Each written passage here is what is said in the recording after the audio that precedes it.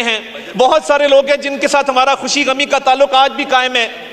नज़ीर जट साहब की बेटी बैठी हैं, लाली साहब बैठे हैं, चट्टा साहब के साहबजादे यहाँ तशरीफ रखते हैं, एम हमजा साहब के बेटे बैठे हैं। कल जो हुआ, जो फाजिल मेंबर यहाँ खड़े हुए हमारी पार्टी में रहे हैं, अपनी इन आंखों से, अपने इन कानों से नवाज शरीफ साहब को आका कहते देखा है, भाई बाप कहते देखा है।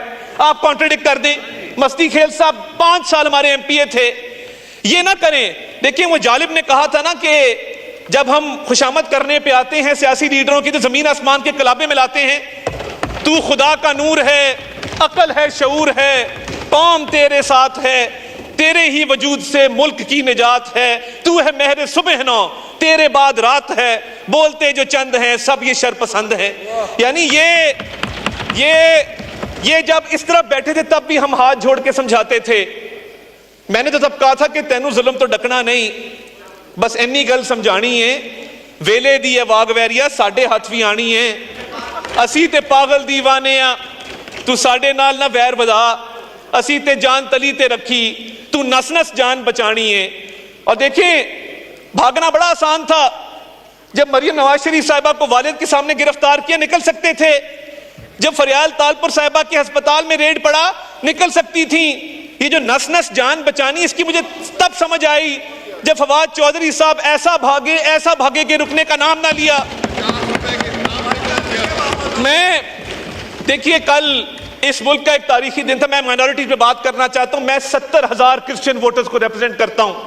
मेरे हल्के के जोसेफ कॉलोनी, मरियम कॉलोनी, मेरे हल्के में बहार कॉलोनी, जहां पे 70,000 क्रिश्चियन वोटर्स रहते हैं, जो एक यहां पे सड़कों के ऊपर इंसाफ करने का एक ट्रेंड बन चुका है, इसको खत्म करना होगा।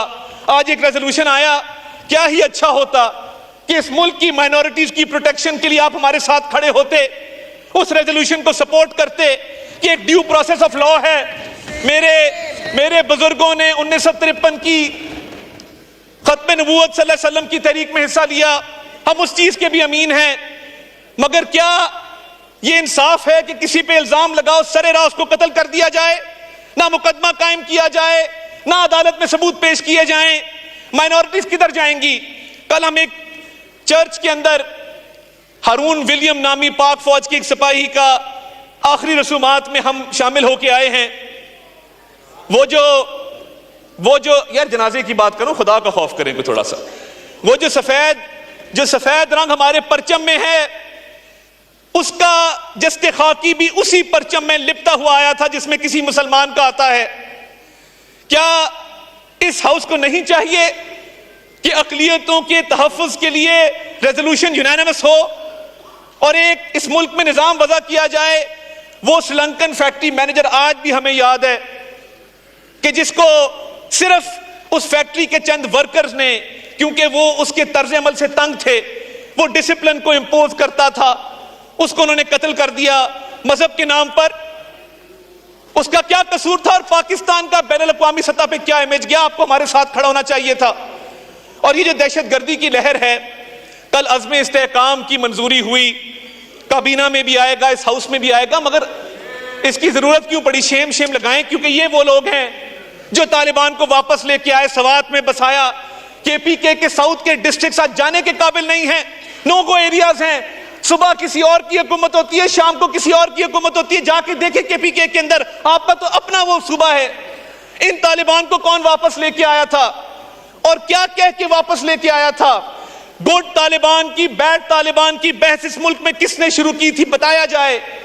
हमने 2014 में नेशनल एक्शन प्लान आया, हमने उस पर अमल दरामद के लिए लाउड स्पीकर के हवाले से, वॉल चौकिंग के हवाले से, हेट स्पीच के हवाले से अपना किरदार अदा किया।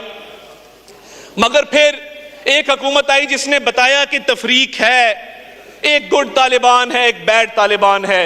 मगर जब किसी पाकिस्तानी फौजी के, सिपाही के, पुलिस वाले के, रेंजर्स के, सिविलियन के सीने पे गोली लगती है तो वो गोली पे ये नहीं लिखा होता कि ये गुड तालिबान की गोली है या बैड तालिबान की गोली है। जब ये मैयतें घर में आती हैं तो जो कोहराम मचता है उसका अंदाजा नहीं लगाया जा सकता। जनाब स्पीकर, कुछ फैसला तो हो किधर जाना चाहिए, कुछ फैसला तो हो किधर जाना चाहिए। पानी को तो अब सर से गुजर जाना चाहिए। हर बार एड़ियों पर गिरा है मेरा लहू, मक्तल में अब बतर्ज दिगर जाना चाहिए। वो चल सकेंगे क्या जिनका फकत मसला ये है कि जाने से पहले रख्ते सफर जाना चाहिए।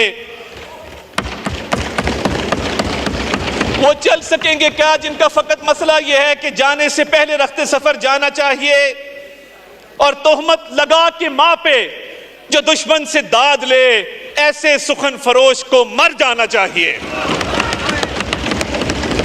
जनाब स्पीकर, ये ना शैडो बजट पेश किया गया, मैं आज भी मुल्तमिस हूं।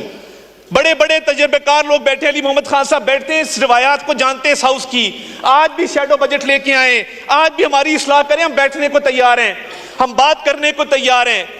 आपकी अच्छी तजावीज होंगी, इस फ्रेमवर्क के अंदर रहते हुए इस बजट को इंप्रूव करने को तैयार हैं। मगर आप ना बजट पे बात करते हैं। और देखें, जो सनाउल्लाह मस्ती खेल ने कल किया, मैंने आपको बताया, मैंने अपनी आंखों से देखा है। नवाज शरीफ को वो माई बाप कहते थे, आका कहते थे, माई लीडर। यूं हम तो लीडर के सामने खड़े होते हैं को अल्लाह ताला ने तौकीर भी दी है, यूं खड़े होके, यूं हाथ बांध के खड़े होके माई लीडर कहते। मैंने खुद देखा है सनाउल्लाह मस्ती खेल को।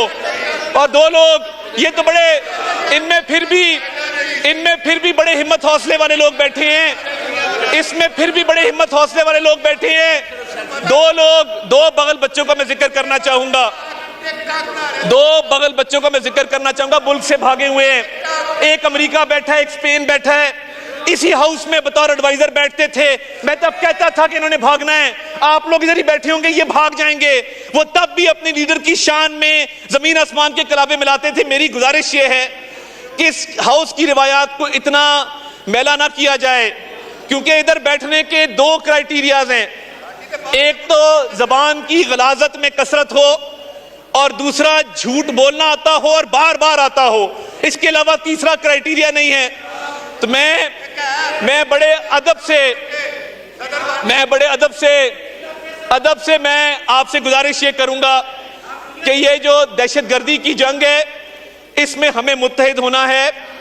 वो इस साइड पे बैठे हों, इस साइड पे बैठे हों, अज़्म इस्तेहकाम के हवाले से हमें इस मुल्क को सिक्योर बनाना है। और देखिए, चाइनीज डेलीगेशन यहां पे आया, उसके आने से पहले जो प्रोपेगेंडा यहां पे किया गया, खुदारा आप मेरे पे तनकीद करें, मेरी सियासी क़यादत पे करें, मेरी सियासी पार्टी पे करें।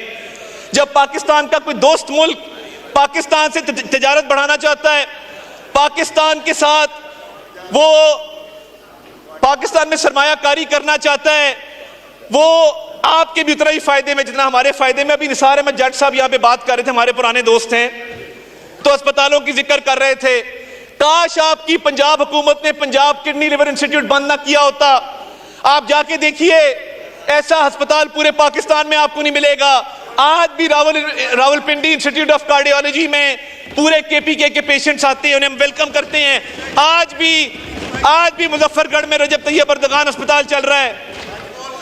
हमारे चिल्ड्रन हॉस्पिटल, हमारे यूरोलॉजी इंस्टीट्यूट ऐसे पूरे पाकिस्तान में कहीं नहीं है। मगर आपको नजर नहीं आता कि अल्हम्दुलिल्लाह 80% पेशेंट्स केपीके से आते हैं कार्डियोलॉजी में, चिल्ड्रन हॉस्पिटल के अंदर, और कोई तफरीक नहीं की जाती। आपने केपीके में कितने अस्पताल बनाए हैं आप बता दें। आपकी जब हुकूमत थी, आपने पंजाब में अस्पताल बंद करने के अलावा कुछ नहीं किया। तो इस मुल्क की खातिर कम अज कम दहशतगर्दी की इस जंग में, दहशतगर्दी के खात्मे के लिए कोई गुड तालिबान बैड तालिबान नहीं है। और मैं समझता हूं कि इसके लिए खून भी देना पड़े, इसके लिए जान भी कुर्बान करनी पड़े, इस मुल्क को, आमीन, इस मुल्क को इंशाअल्लाह ताला हमें सिक्योर बनाना है, इन्वेस्टमेंट के लिए, ट्रेड के लिए। और देखिए, मैं ये तालिबान के हक में नारे लग रहे हैं, इसी हाउस में से लग रहे हैं, और लगाओ। ये तालिबान के हक में इस हाउस में पहली बार नारे लगे हैं कि ये नहीं चाहते कि तालिबान के खिलाफ इस मुल्क में ऑपरेशन हो, और अज़्म इस्तेहकाम एक पूरी कैंपेन का नाम है। तो मैं जनाब डिप्टी स्पीकर, यही मेरे नकात थे। मैं चाहता था कि इनको भी थोड़ा सा आगाही दी जाए कि जिन चीज़ों के ऊपर हम मिल बैठ सकते हैं, दहशतगर्दी की जंग हो, शैडो बजट के हवाले से हो, तो काइंडली यहाँ से गालम गलोच ना करें, यहाँ से सिर्फ अपने लीडर की खुशामद ना करें, कोई ऐसी तजावीज़ लेके आए जिस पे हम अमल दरामद कर सके। मैं बड़ा शुक्रगुजार हूं, आपने मौका दिया और मैं चाहता हूं कि अगर अभी भी इनके पास बजट के हवाले से कोई तजावीज़ हैं तो उनको शामिल भी किया जाएगा, बातचीत भी की जाएगी। मगर यहां पे मैं समझता था काबिलियत का फुकदान है, इधर नीयत का भी फुकदान है। ना काबिलियत है, ना नीयत है, ना ये कुछ करना चाहते हैं, ये सिर्फ इंतशार फैलाना चाहते हैं और ये चाहते हैं कि पाकिस्तान गैर मुस्तहकम हो और हम अज़्म इस्तेहकाम पे अमल पैरा होंगे और इस पाकिस्तान को अजीम बनाएंगे इंशाअल्लाह ताला।